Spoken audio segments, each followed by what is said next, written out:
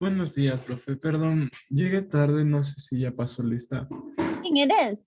Sigue el profe Miguel Torpanda, es que creo que Sí, me ya te confundí el puse. link. Gracias. Ya. ¿Alguien más falta? Sí, profe, buenos días. Yo también recién entré y mi internet Ya. no está muy bien tampoco. Ya te pongo, Robert. Ya, gracias.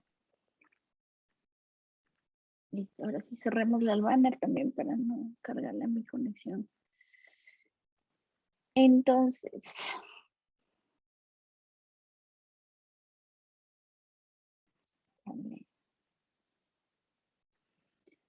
ahí está acá.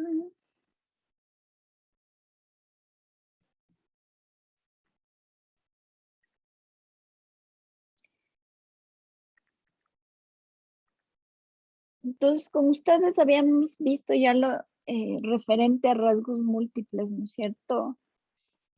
Ahí nos quedamos. Sí, profe. Ya. Entonces, cuando hablamos de herencia de rasgos múltiples, en este ejemplo ustedes están trabajando solamente con dos características, con dos rasgos, pero mientras los genes sean independientes, ustedes pueden continuar haciendo este ejercicio con un número infinito de rasgos, o sea, los que ustedes quieran combinar para justamente sacar los fenotipos de la descendencia y los genotipos, ¿ya?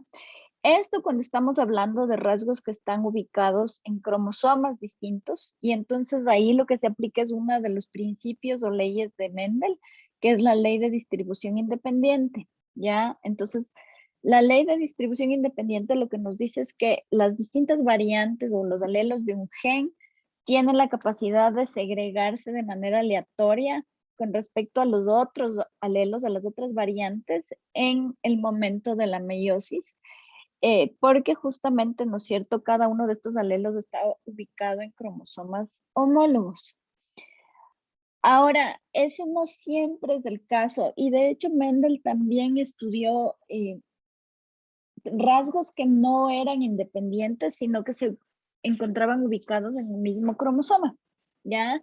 Entonces, el ejemplo de eso es justamente el color de las flores, como ustedes vieron, hay flores púrpuras, hay flores blancas, también hay flores rojas dentro de estos famosos guisantes.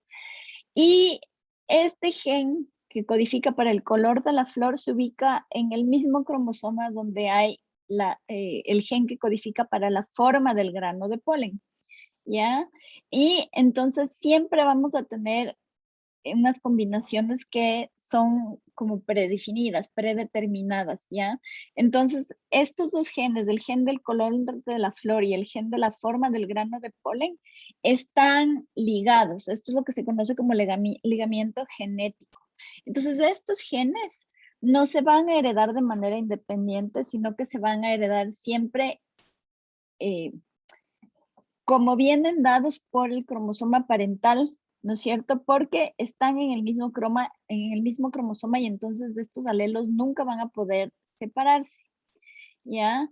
Entonces, en este caso, ¿no es cierto? Este tipo de herencia es una herencia que no cumple con la ley de distribución independiente, ¿ya?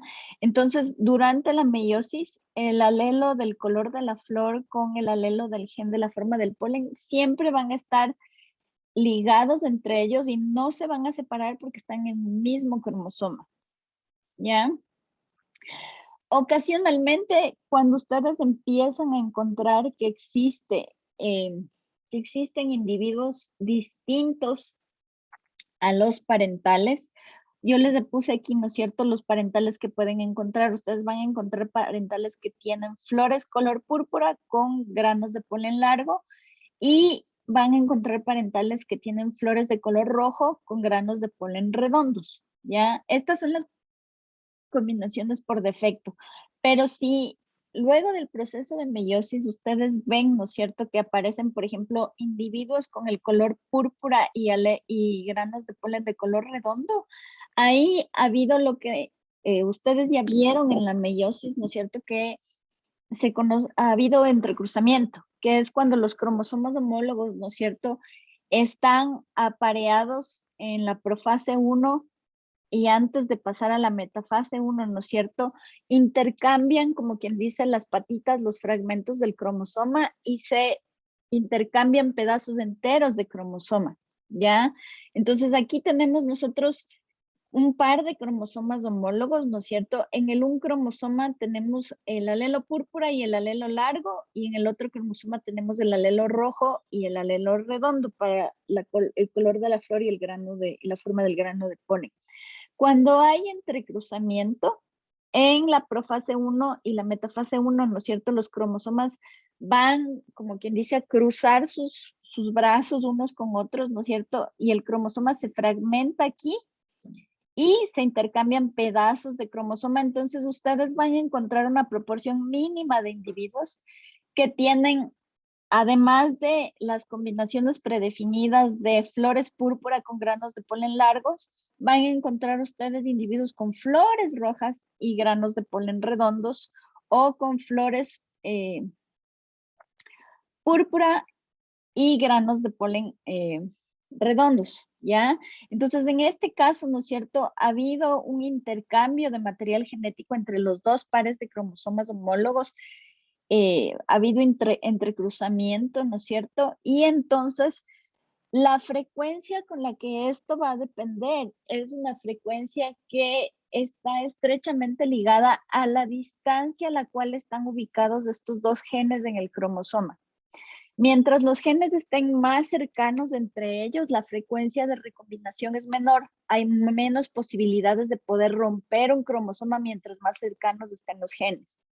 La proporción o probabilidad de que dos genes puedan sufrir, ¿no es cierto?, entrecruzamiento, aumenta a medida que la distancia de los dos genes en el cromosoma se vuelve más grande, ¿ya? Entonces, en este caso, la probabilidad de que entre estos dos genes haya recombinación es alta, porque si ustedes se fijan, ¿no es cierto?, la distancia, el número de pares de bases es bien larga. Sí, eso quiere decir que tenemos una gran probabilidad de encontrar un número bastante, no grande, pero bastante fuerte de individuos recombinantes, ya de estas nuevas variantes, de estas nuevas combinaciones que no son iguales a los parentales, que serían esta y esta, ¿no es cierto?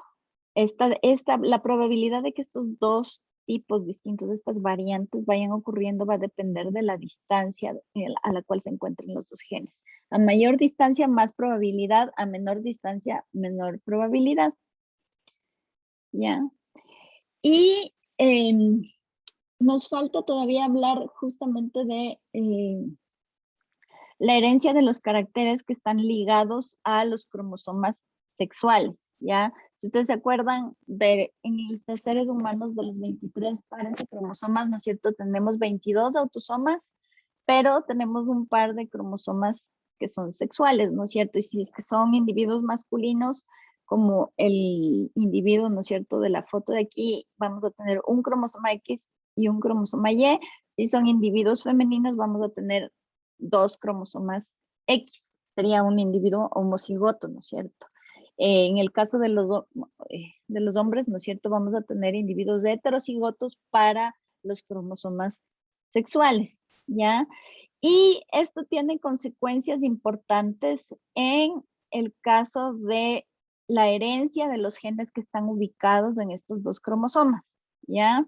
Entonces, en el caso de la determinación del sexo, ¿no es cierto?, a partir de un parental hembra, ¿no es cierto?, nosotros vamos a tener un 100% de óvulos que tienen cromosomas X. Si es que nosotros vemos que gametos se pueden generar a partir de un individuo macho, ¿no es cierto?, de un individuo macho nosotros vamos a tener 50% de gametos que van a codificar para un cromosoma X y 50% de gametos que tienen un cromosoma Y. Entonces, del rato que hacemos nuestro cuadrito de Punnett, ¿no es cierto?, nosotros cruzamos. Espérenme un ratito, tengo que interrumpir un ratito la clase.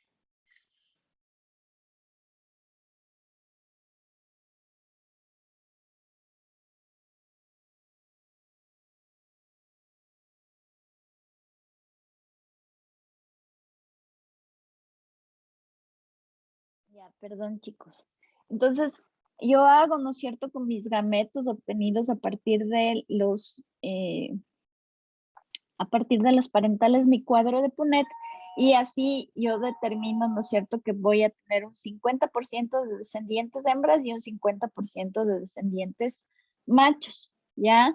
Y esto va a pasar con todos los genes que están ligados a la determinación de características asociadas al sexo de los individuos, pero también hay otras características que están presentes en estos cromosomas. Entonces, por ejemplo, en los cromosomas sexuales están codificados los genes que determinan la presencia o ausencia de daltonismo, por ejemplo, ¿ya? Entonces, estos genes van a tener un tipo de herencia específico que se conoce como herencia ligada al sexo, ¿ya? Entonces, la frecuencia con la cual individuos mujeres pueden presentar determinadas condiciones cuando estas están ligadas al sexo es mucho menor que la proporción de hombres que presentan esa condición, ¿ya? En el caso de los hombres, como son heterocigotos, ¿no es cierto? Si es que esa característica está presente en el cromosoma Y, solamente los individuos masculinos van a heredar esa característica. Si es que la característica está presente en el cromosoma X, va a depender, ¿no es cierto?, de la pareja con la cual este macho de aquí se cruce.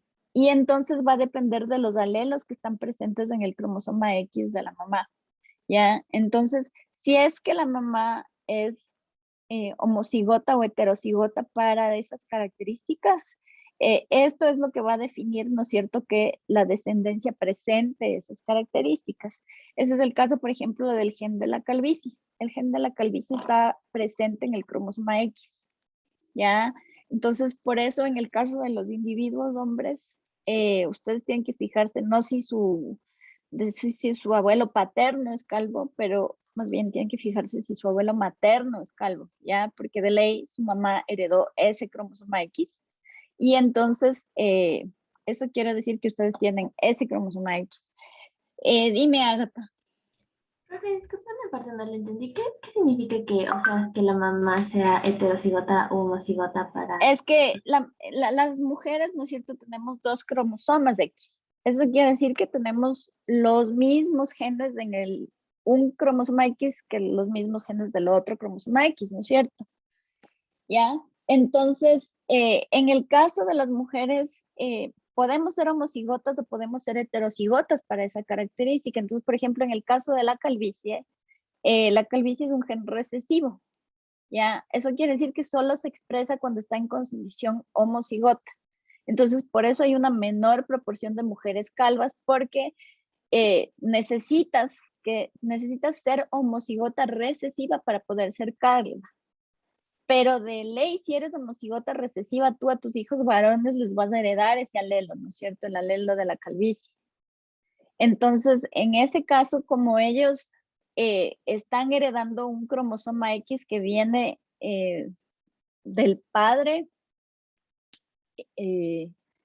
o un cromosoma Y que viene del padre, ¿no es cierto? Tus hijos varones de ley van a heredar el alelo de la calvicie, porque los alelos que tú le puedes brindar si tú eres heterocigota recesiva solo son alelos recesivos, o sea, el cromosoma X de tus hijos siempre va a tener el alelo recesivo, ¿ya? Pero si tú heredas si tu descendencia son hijas mujeres, y eso quiere decir que del papá, ¿no es cierto?, va a heredar un cromosoma X. Entonces, el papá, si es que el papá tiene el alelo dominante, las hijas no van a ser calvas, pero si el papá tiene el alelo recesivo, las hijas tienen probabilidad de tener calvicie. ¿Ya? ¿No? Más o menos. Ya, verás. Déjame poder rayar. Digamos que aquí yo voy a tener, en este caso, esta mamá, ¿no es cierto?, es C, ¿ya? Y aquí el papá es C, minúscula, ¿ya? Y en el cromosoma Y no hay ese alelo, ¿ya? Entonces, si yo cruzo aquí, yo voy a tener C minúscula y C minúscula. Entonces voy a tener hembras calvas, ¿ya? También puedo tener así, igual, ¿no es cierto? Voy a tener hembras calvas. Y aquí de ley heredo yo, ¿no es cierto? Y voy a tener hombres calvos, ¿ya? Eso sería si es que la mamá es homocigota recesiva, ¿ya? Pero si el papá, fíjate lo que voy a hacer ahorita. Si la mamá, vamos a cambiarle de color. Espérate.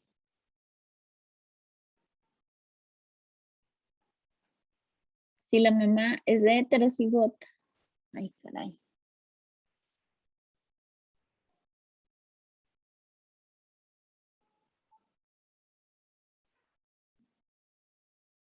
Si la mamá es de heterocigota, ¿no es cierto? Y el papá es homocigoto recesivo, entonces aquí tú vas a tener, ¿no es cierto?, una C mayúscula y una C minúscula. Y aquí sí vas a tener una C minúscula y una C minúscula.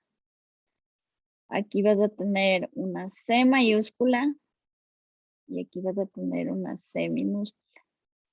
¿Ya? Entonces, en este caso, por ejemplo, el 50% de la descendencia no va a ser calva porque tienes el alelo de ausencia de la calvicie aquí. Pero aquí, ¿no es cierto? Tienes un homocigoto recesivo que va a ser calvo. Y aquí también vas a tener un hombre que no tiene, ¿no es cierto?, el otro cromosoma que va a ser calvo. ¿Ya? ¿Ahí está más claro? Ya. Entonces eso pasa con todos los genes que están presentes en cualquiera de los dos cromosomas Y, ¿ya? Entonces ahí va a depender, ¿no es cierto?, de en cuál de los cromosomas sexuales está la característica, si es que está en el cromosoma X o si es que está en el cromosoma Y, para que ustedes mediante un cuadrito de Punnett, ¿no es cierto?, puedan determinar cuál es el patrón de herencia ligado al sexo de esa característica en particular. ¿Ya? Eso nos lleva finalmente a analizar o hablar sobre algunos casos en los que los patrones de herencia no cumplen completamente con las leyes de Mendel. Espérenme un ratito, voy a cerrar la cortina porque no veo. Ya, entonces lo que nosotros acabamos de ver es lo que se conoce como dominancia completa, ¿ya? Este es el tipo de dominancia que sigue las leyes de Mendel y entonces en este caso, ¿no es cierto?, nosotros tenemos alelos dominantes y recesivos.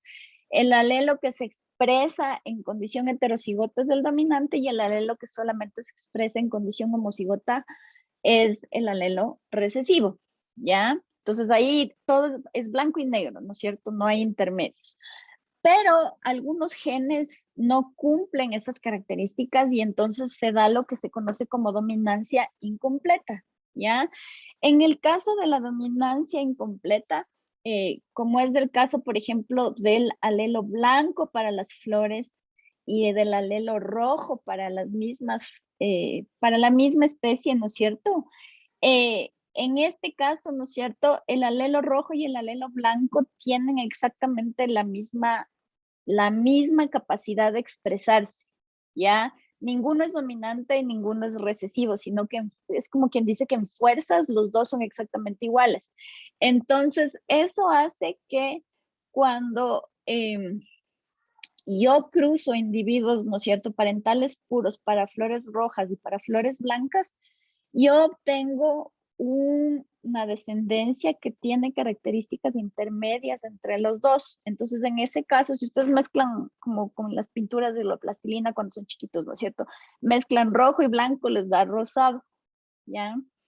Eso es lo que ocurre en este caso y entonces esto es lo que nosotros conocemos como dominancia incompleta. Es un fenotipo, cuando el fenotipo heterocigoto, ¿no es cierto?, se presenta en la descendencia, tiene como quien dice un valor o una característica intermedia entre los dos parentales, ¿ya? Entonces, en este caso, entre el rojo y el blanco está el rosado. Entonces, este individuo de aquí es de heterocigoto. Y si luego, ¿no es cierto?, ustedes cruzan estos individuos de esta generación, de esta primera generación de descendientes, los de F1, si ustedes autopolinizan estas flores, la descendencia que ustedes obtienen es una descendencia que genotípicamente, ¿no es cierto?, nos da la mitad o el 50% de heterocigotos, un cuarto de homocigotos dominantes, un cuarto de homocigotos recesivos, pero en este caso, fenotípicamente, cambian las proporciones de la herencia mendeliana, ¿no es cierto? Ustedes van a tener un cuarto de flores de color rojo, un cuarto de flores de color blanco, y en lugar de tener, ¿no es cierto?, aquí los heterocigotos del color del gen dominante, vamos a tener unos individuos heterocigotos que tienen su propio fenotipo intermedio, ¿ya? Ahora, hay un caso un poquito más complejo de dominancia que ocurre en el caso de los tipos de sangre, ¿ya? En el caso de los tipos de sangre hay lo que se conoce como codominancia. Y entonces, cuando nosotros estudiamos los alelos de los tipos de sangre, ¿no es cierto?, nosotros podemos tener en los genes codificados, ¿no es cierto?, los genes que van a dar origen a distintos carbohidratos que están presentes en las proteínas en la membrana de los glóbulos rojos, ¿ya? Entonces, en el caso del tipo de sangre A, ¿no es cierto?, tenemos la presencia de un alelo, el tipo de sangre B es otro alelo que codifica para otros carbohidratos, y estos dos A y B son codominantes. O sea, ambos tienen la posibilidad de expresarse cuando están presentes en los individuos heterocigotos, ¿ya? Entonces, en este caso, el individuo heterocigoto va a poder sintetizar, ¿no es cierto?, las dos formas de carbohidratos que están codificadas en sus genes para las proteínas que están presentes en la membrana de los glóbulos rojos, ¿ya? Y cuando nosotros tenemos ausencia, ¿no es cierto?, de estos alelos, ¿no es cierto?, no tenemos estos carbohidratos presentes en la membrana, y eso es lo que constituye, ¿no es cierto?, el tipo de sangre O, ¿ya? Entonces aquí la cosa es un poquito más compleja porque entonces A tiene su propio fenotipo. Entonces yo puedo tener aquí, ¿no es cierto?, para que se expresen los carbohidratos del tipo A, yo puedo tener homocigotos A o puedo tener heterocigotos A y en el otro no tener el alelo, ¿ya? Para las personas que tienen el tipo de sangre B, ¿no es cierto?, yo puedo tener homocigotos para el alelo B o heterocigotos donde en un cromosoma tengo el alelo B y en el otro no tengo nada. Luego tengo las personas que tienen el tipo de sangre AB y entonces en este caso yo tengo individuos 100% heterocigotos, ¿no es cierto?, donde en un cromosoma está el alelo para el carbohidrato A y en el otro alelo está codificada, en el otro cromosoma está el alelo que codifica, ¿no es cierto?, para el carbohidrato B. Y finalmente tengo las personas del tipo de sangre O que no tienen ninguno de los dos alelos, no tienen ni el alelo A ni el alelo B. Entonces, en este caso, los heterocigotos tienen su propio fenotipo, ¿ya? Este es un fenotipo aparte, ¿no es cierto?, del fenotipo codificado por el alelo A, por el alelo B o por la ausencia, ¿no es cierto?, de estos alelos. En este caso, estamos hablando de un tipo de herencia de alelos múltiples, ¿ya? Y finalmente, ¿no es cierto? Dime, Tamara. Sí, profe. Entonces, por estas razones que los del tipo pueden donar la sangre. Exactamente, porque las personas que tienen el tipo de sangre O no tienen ninguno de estos carbohidratos presentes en la membrana. Entonces, eso quiere decir que, porque los carbohidratos del tipo A y los carbohidratos del tipo B son incompatibles entre ellos, ¿ya? Entonces, en este caso, los individuos que tienen, ¿no es cierto?, el tipo de sangre O, como no tienen esos carbohidratos en la membrana, pueden donar sangre a cualquiera de los otros grupos, ¿ya? Ahora, en cambio, si tú eres una persona de tipo sangre O, solamente puedes recibir ese tipo de sangre. Ya, profe. Y luego, bueno, hay toda la complicación con el factor RH, ¿no es cierto? Pero ese es otro patín. Ahorita prefiero dejarles con este tema de los alelos múltiples para los tipos de sangre. Dime. Ya, profe. ¿Y qué pasa cuando es en el periodo de gestación que dicen que no pueden tener, no pueden quedar embarazados porque esto del tipo de sangre entre el bebé y la madre puede afectar?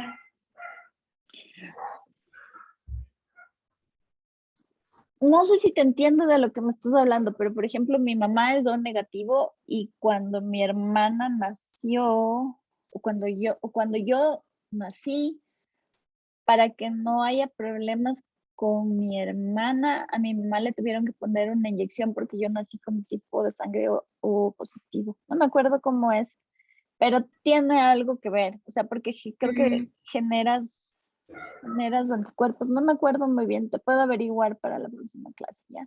Ya, profe. Ya. Entonces, esto nos lleva a revisar los últimos dos tipos distintos de patrones de herencia y estos tienen que ver más bien con lo que se conoce como grados de dominancia, ¿ya? Entonces, aquí tenemos 3 ejemplos de patrones de herencia y entonces, en el caso de la epistasis, lo que va a ocurrir es que hay genes que interactúan entre ellos y entonces cuando estos genes se expresan, tienen la capacidad de afectar la expresión del otro gen. Y entonces un ejemplo bien bonito que hay de eso es justamente en los labradores, en los golden labradores. Ya, ahí ustedes tienen labradores con distintos colores de pelo, ¿no es cierto? Tienen labradores con el color de pelo así un poco más amarillito. Hay los famosos labradores con el color del pelaje, ¿no es cierto? Color chocolate y hay labradores negros. Y la expresión del color en los labradores está asociada también a el gen que codifica para el largo del pelo. ¿Ya? Y entonces esos dos genes tienen la capacidad de interactuar entre ellos y entonces cuando una de las variantes para el alelo, por ejemplo, color de pelo está presente, esta puede impedir que se exprese, por ejemplo, uno de los alelos que codifica para diferencias en el largo del color del pelo. ¿Ya? Entonces, en este caso, el tamaño del pelo y el color del pelaje son características codificadas por 2 genes diferentes que tienen capacidad de interactuar entre ellos. Y entonces, si es que una de estas variantes se expresa, potencialmente afecta la expresión de la otra, ¿ya?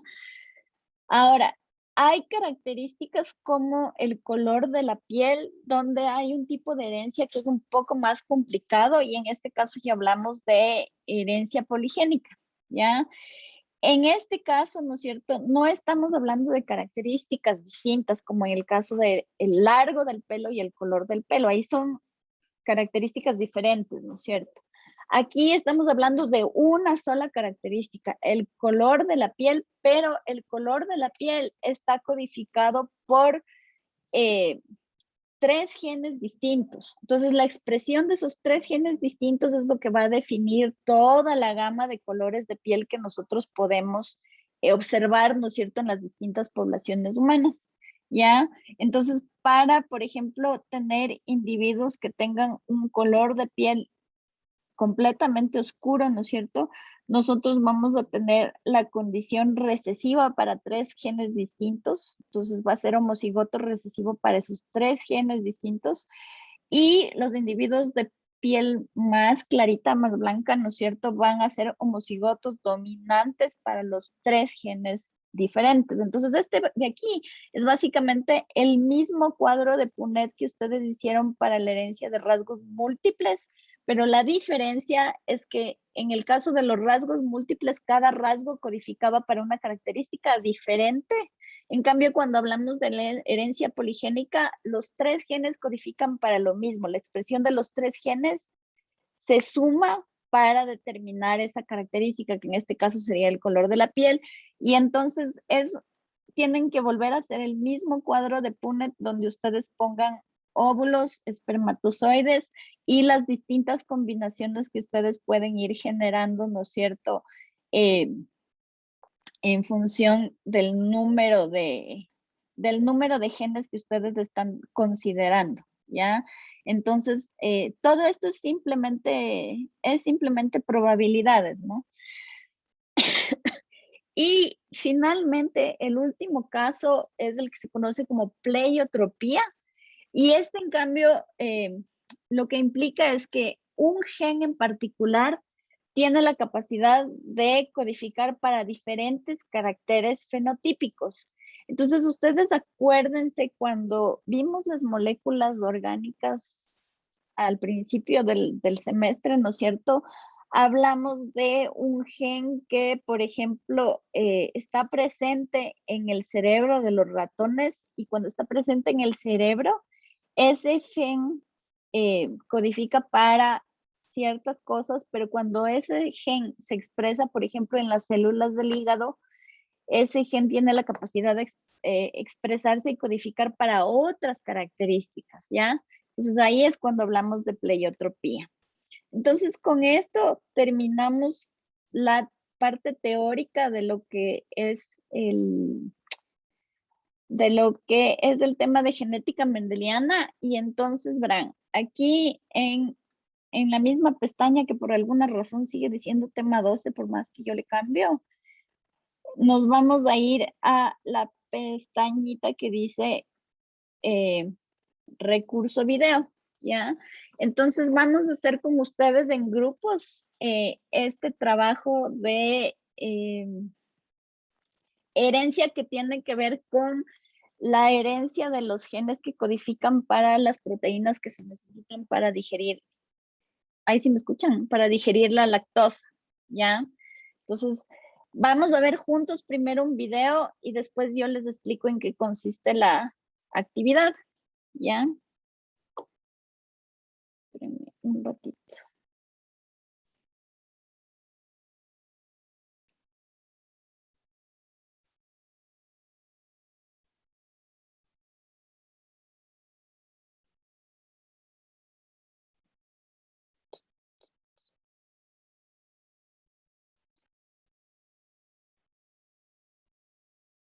Espérenme, le paro.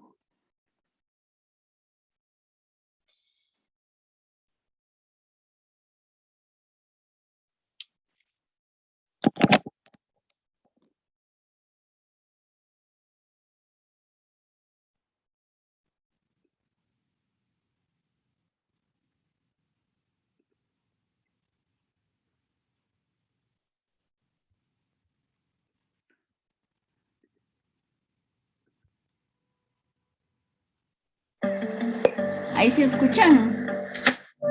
Ya. Solo una pequeña cantidad de seres humanos viven así en la actualidad.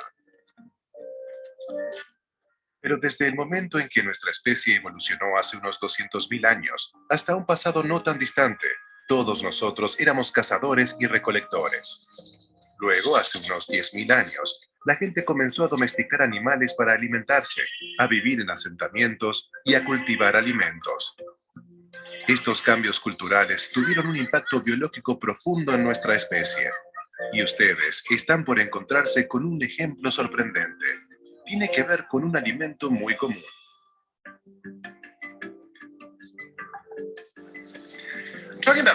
Me refiero a la leche, el principal ingrediente en algunas de nuestras cosas favoritas. Casi todos nosotros podemos digerirla cuando somos bebés, pero la historia de cómo muchos adultos la pueden usar como alimento es un caso de estudio fascinante, un estudio de la coevolución de la cultura y la biología humana.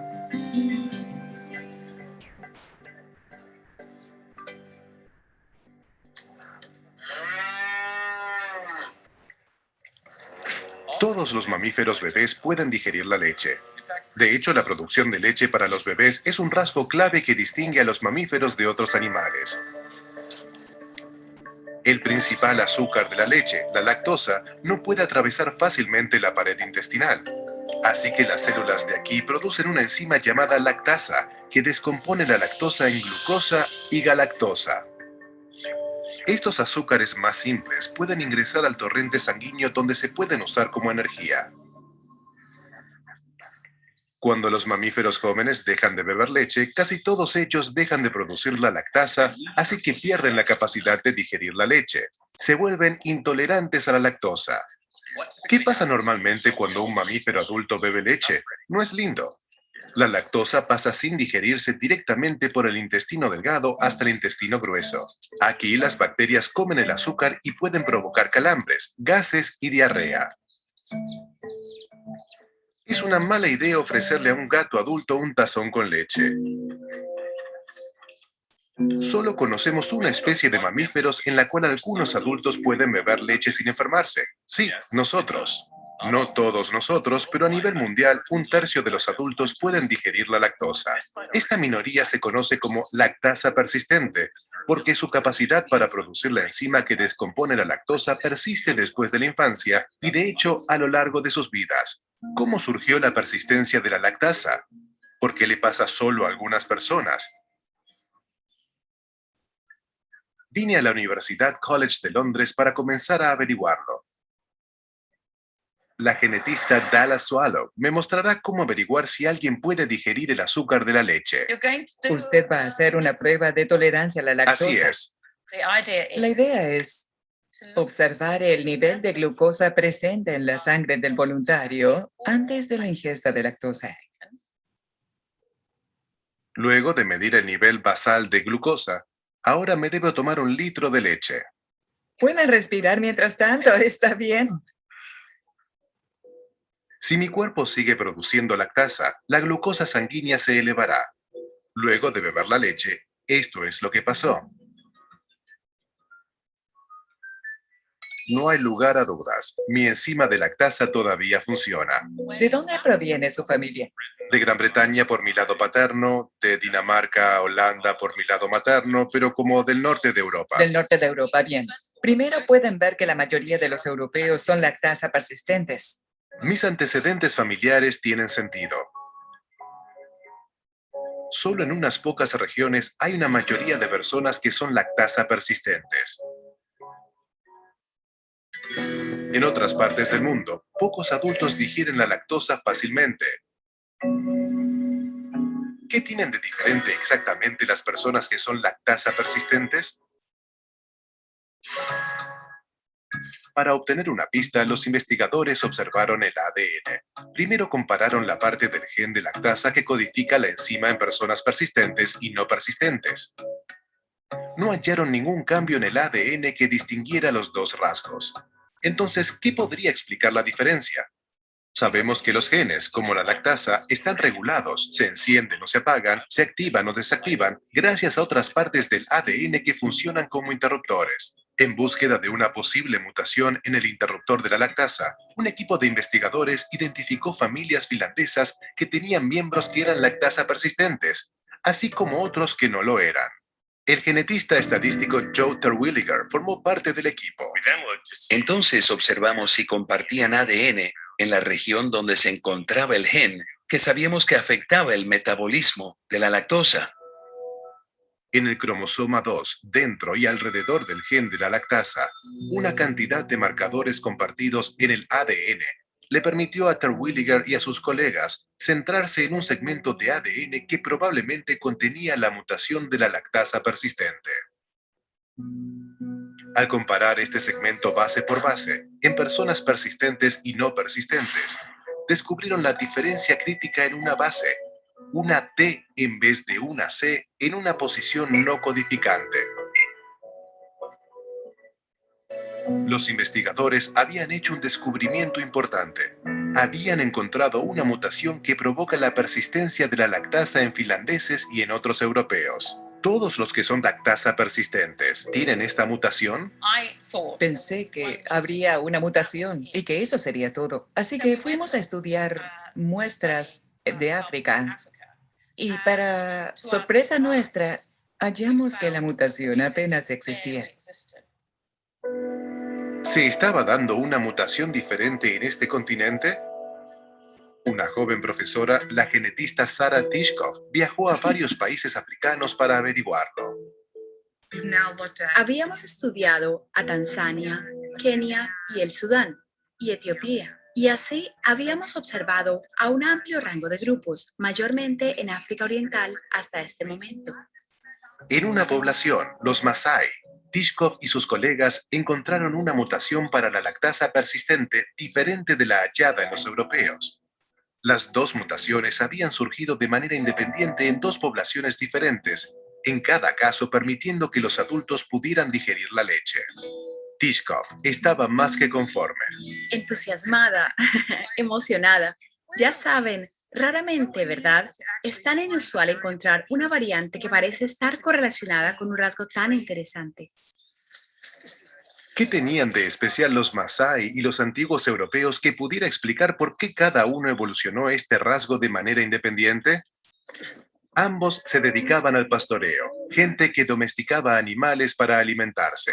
Les encantan las vacas, son muy posesivos con ellas, este es su sistema monetario, su riqueza está determinada por sus vacas, la cultura se centra en las vacas. ¿La evolución de la persistencia de la lactasa fue impulsada por beber leche? De ser así, ¿podemos hallar evidencias del uso antiguo de la leche en estas culturas? En Bristol, Inglaterra, el químico orgánico Richard Evershed está examinando fragmentos de antiguas vasijas para averiguarlo. Estos parecen como vasijas para cocinar, como una antigua cacerola. Nosotros escogemos cerámicas de la parte superior o del cuerpo de las vasijas porque obviamente la grasa flota en la superficie del agua cuando se comienza el proceso de cocción. Evershed estudió la grasa atrapada en las vasijas de antiguos asentamientos en toda Europa y África para determinar si la leche estaba en el paleo menú. Es bastante asombroso pensar que tenemos en nuestras manos artefactos que se hicieron y que fueron usados por gente como nosotros. Para averiguar si estas vasijas habían contenido leche en algún momento, Evershed primero tuvo que encontrar un sello químico de la grasa de la leche. Comenzó analizando toda clase de grasa de animales contemporáneos. Vamos a las granjas, donde usan métodos tradicionales para la cría de animales en pastoreos lo más naturales posibles. Comparando la proporción de los isótopos de carbono en dos tipos de moléculas de la grasa, Evershed observó cómo las mediciones iban apareciendo. Me senté en mi escritorio con uno de mis estudiantes y mientras veíamos algunos datos, empezamos a detectar patrones en los datos. Agrupándose en una región estaba la grasa de los cerdos. En otra región estaba la grasa de los rumiantes como las vacas. Pero había más. Puedo recordar el momento tan claro como el agua. Cuando nos sentamos ahí, estaba en esos puntos que desaparecían de la gráfica. Era la grasa de la leche.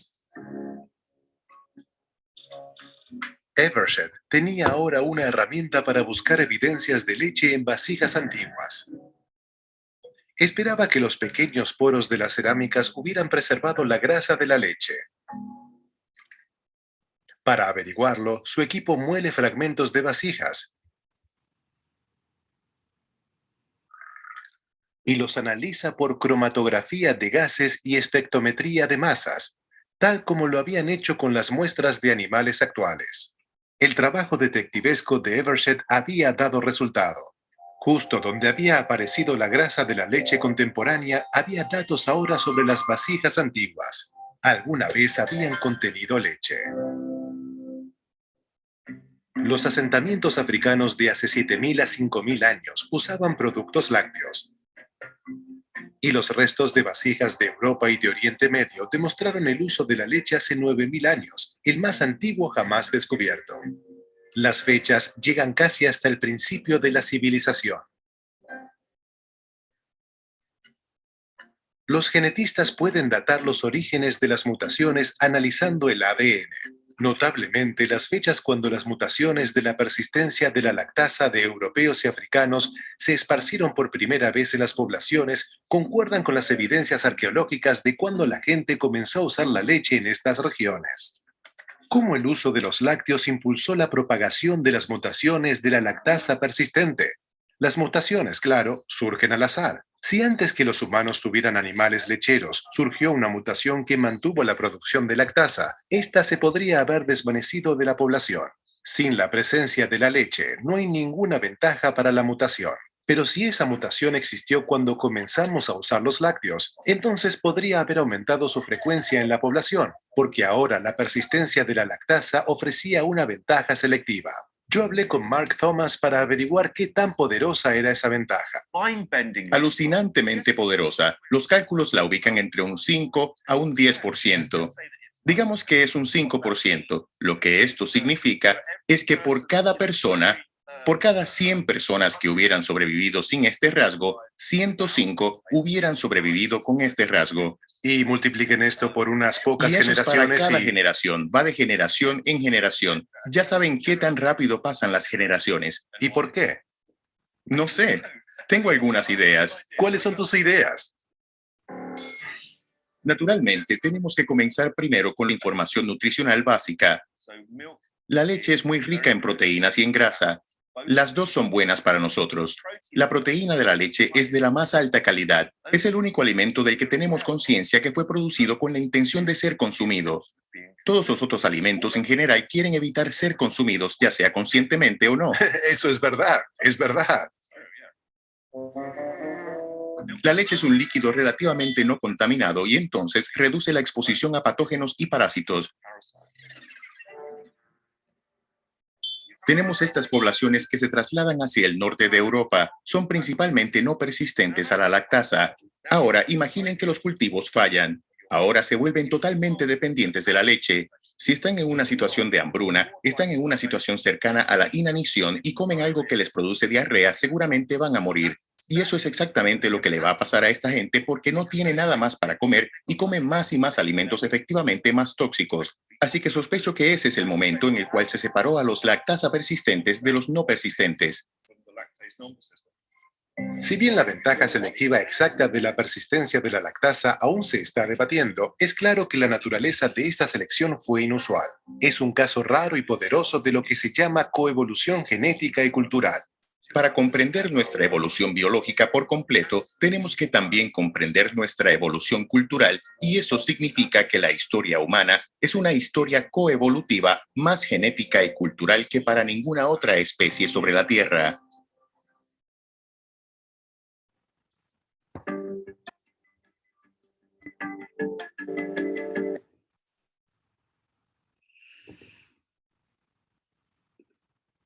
Ya, entonces verán, lo que vamos a hacer es, les voy a dividir en grupos, ¿ya? Y en el EVA ustedes tienen el video por si quieren volver a ver. Y luego aquí hay un PDF, ¿ya? El rato que ustedes hacen clic en esta pestaña, se les va a abrir una ventana. Y aquí hay pegada una pequeña introducción, ¿no es cierto?, a la parte un poco bioquímica y tienen este PDF, ¿ya? Entonces se van a descargar ese PDF y ese PDF se ve así. Entonces solamente les voy a explicar un poquito. Entonces con lo que hemos visto de teoría acerca de la herencia de algunos rasgos, ustedes tienen que combinar eso con lo que les voy a explicar ahorita. Entonces, aquí ustedes van a tener una serie de, ¿cómo se llama? Árboles filogenéticos en donde están mapeados justamente la herencia de algunos caracteres, ¿ya? Estos árboles filogenéticos se les conoce también como pedigrís. Entonces, Estos pedigrí se leen de una manera particular. Cuando ustedes tienen un símbolo que es un cuadradito, eso representa un individuo masculino. Cuando ustedes tienen un circulito, es un individuo femenino, ¿ya? Ahora, cuando el circulito está vacío, es porque el carácter está presente, y cuando el circulito o el cuadradito están pintados de negro, es porque el carácter está ausente, ¿ya? Cuando ustedes tienen tachado el individuo, quiere decir que ese individuo tenía, por ejemplo, el fenotipo que ustedes pueden apreciar. O sea, por ejemplo, aquí había tolerancia a la lactosa, pero se murió. Aquí había intolerancia a la lactosa, pero se murió. Entonces, la raya sobre el individuo quiere decir fallecido. Y cuando ustedes tienen unos signos de interrogación, eso quiere decir que se desconoce el fenotipo, no se sabe si el carácter está o no presente, ¿ya? Entonces, en base a lo que ustedes ya han visto de herencia de caracteres, ¿no es cierto? La idea es que ustedes un poco empiecen a contestar todas las preguntas que están contenidas en este PDF, y al final de la clase nos reunimos para revisar, ¿ya? Entonces, trabajen ahorita en parejas y avancen, sobre todo, necesito que el día de hoy avancen hasta la parte 1, ¿ya? La parte de la mutación, si bien es interesante, porque creo que con ustedes sí hablamos de esto cuando hablamos, no me acuerdo si de macromoléculas o de genética, eso es un poquito más complicado, pero necesito que avancen la primera parte, ¿ya? Hasta la pregunta 11, ¿ya? Entonces ahorita les voy a dividir en grupos de 3. Dime, Carol. Profe, a mí me sale que la tarea está atrasada, entonces no sé si le podría modificar eso, por favor. Sí, ya le voy a cambiar. Espérame un ratito. Ya le cambio.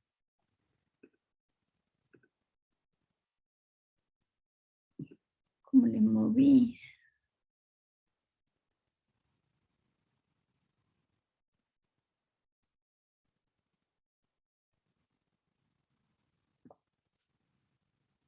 Ay, es que está en noviembre.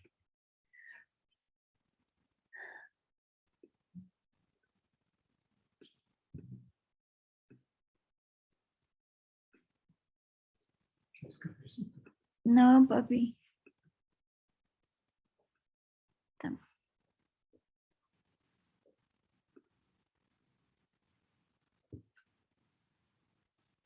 Profe, ¿hacemos en un solo documento o hacemos cada uno en un documento? En un solo documento, ¿ya? Entonces ahorita les voy a habilitar los grupos para que ustedes mismos escojan con quién quieren trabajar, ¿ya? Mm.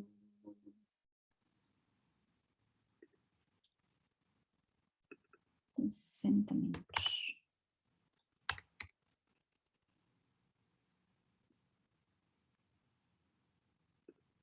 Ya. ¿Cuántos son ustedes? Son 19, ¿no es cierto? Son 5 grupos de 3 y uno de 4. Ya. Listo. Entonces ahorita les abro y ustedes mismos se ponen ahí en los grupos que ustedes quieran, ¿ya? Entonces son 5 grupos de 3 y uno de 4. Dime, Miguel. Profe, podemos hacer nosotros el de 4. Sí. ¿Quién? Valeria Bonifaz, Paulette Carrasco y Mateo Bolaños. Ok, bueno. Gracias. Qué amable. Ya.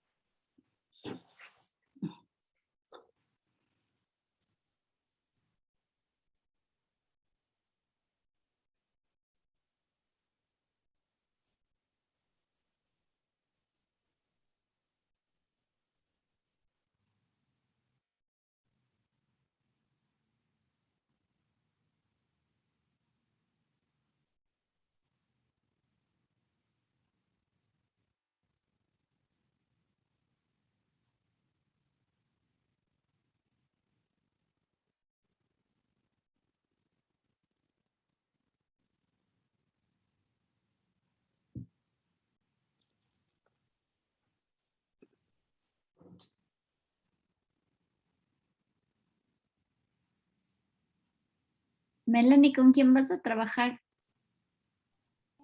Con Agatha. Perdón, profe. Ya. Alexis, ¿con quién vas a trabajar? Yo voy a ver, profe. Ya me uno a una sala. Ya. O sea, ya. Te queda solo la última. Eso.